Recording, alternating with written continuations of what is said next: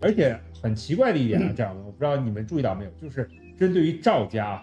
那么他的老父亲已经90多岁，依然还活着那么在这个布告上面。可以说，对于他的死因呢，也是只字未提。对，只字未提，这个是很蹊跷的，对吧？你说整个的家族，无论是在政界、商界，对吧？刚才这样我们都提到了，什么麦康奈尔、赵小兰，对于这么样一个重要的人物，而且还是福茂集团的董事长CEO，对吧？对于他死，你连个原因都没有，或者是在家族的这个布告当中都没有阐明出来，这个本身就是一件很蹊跷的事情。对，这个其实中共呢惯用的这个杀人暗杀这个手法，